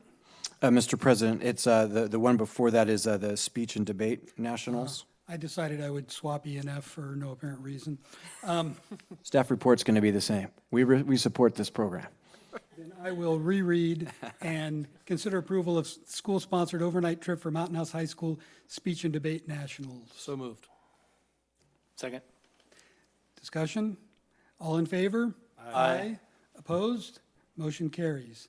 Consider approval of school-sponsored overnight trip for Mountain House Key Club. Staff report?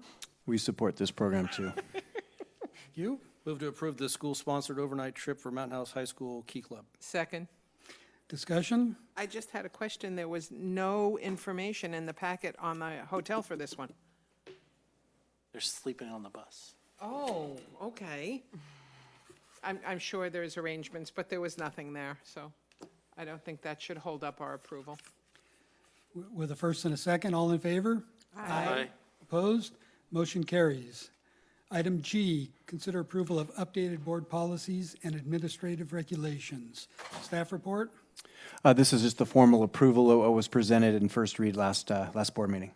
I am happy to move for approval of updated board policies and administrative regulations, all 100 pages of them. Second. Discussion? All in favor? Aye. Opposed? Oh. Dan. Opposed? Motion carries. Item H, consider approval of counseling pilot program for 9-12 grade unduplicated pupils using supplemental college and career readiness block grant one-time funding. Staff report? Yeah, last board meeting, Mrs. Hellstrom, the AP from the high school, Dr. Gill, and a teacher whose name slips my mind right now, presented this. We recommend it's a $10,000 expenditure for one additional day of counseling for unduplicated students this year, and if the model works, then $65,000 in the following year. I'll move for approval of the counseling pilot program for grades 9-12 unduplicated students using the supplemental college and career readiness block grant one-time funding. Second. Discussion? All in favor? Aye. Opposed? Motion carries. Item I, consider approval of special education support services contract with non-public school. Charis Youth Center, $38,434. Staff report? This is a service we can't provide in the district, and we recommend the approval of this expenditure. Move to approve specialist education support services contract with a non-public school, Charis Youth Center, $38,434. Second. Discussion? Just to confirm, this is a mandate? Mrs. Corona, can you answer that, please? Yes, it is. Thank you. Per the IEP, correct? This is Yes. per the IEP. Correct. Thank you. Having a first and a second, all in favor? Aye. Opposed? Motion carries. Item J, consider approval of curriculum purchase. EMC School, K. Chibre, $141,620.65. Edgenuity, $104,550. Great Minds Eureka Math, $126,184.19. Staff report? Yes, so these are three separate curriculum purchase. The first one is for French and Spanish curriculum. This amount of money will be spread out over a 6-year period. Edgenuity is that amount of money will be spread out over a 3-year period. And in the Great Minds Eureka Math, it is a consumable. It'll be an annual cost of that amount to support our RCD Math Units 2.0 K8, correct? K8. I'll move for approval of curriculum purchase as listed. Second. Further discussion? I'm just very glad to see this coming to us in April, so we're not scrambling, waiting for materials in August. Thank you, staff. All in favor? Aye. Opposed? Motion carries. On to item 12, calendar. As mentioned earlier, the Wellness Committee is coming up. Spring break is April 17th through 21st. The gate meeting is April 25th. Grant writing meeting is April 26th. Facility meeting will be April 26th. DLAC meeting May 2nd. The next regular governing board meeting will be May 3rd. And on May 17th is the safety committee meeting. In just a moment, we will be adjourning to closed sessions, and we will be discussing public employee discipline, dismissal, release, complaint, public employee appointment, employment, evaluation of the superintendent, consider approval of leave of absence for a certificated employee, pupil personnel, conference with legal counsel, conference with real property negotiators. Move we adjourn a closed session. Second. All in favor? Aye. We are now in closed session. Thank you all very much. We are reconvening to the board meeting of the Lammersville Unified School District Board of Education, returning to open session at 10:38. Closed session item, public discipline dismissal release complaint. And the board took action on a motion by Trustee Balzerini and seconded by Trustee Goodrich to accept the resignation of a principal effective June 30th, 2017 by the following vote: 5 ayes, 0 noes. Closed session item C, consider approval of leave of absence request for certificated employee, an employee 129953 from 8/1/17 to 6/1/18 on a motion by Trustee Balzerini and seconded by Trustee Goodrich, vote to approve the leave of absence requested for employee 129953 from August 1st, 2017 to June 1st, 2018 by the following vote: 5 ayes and 0 noes. Closed session pupil personnel. Board took action pursuant to 48900 O, R, A, and L, 48900 212.5 and 48900.4 on a motion by Trustee Balzerini and seconded by Trustee Goodrich.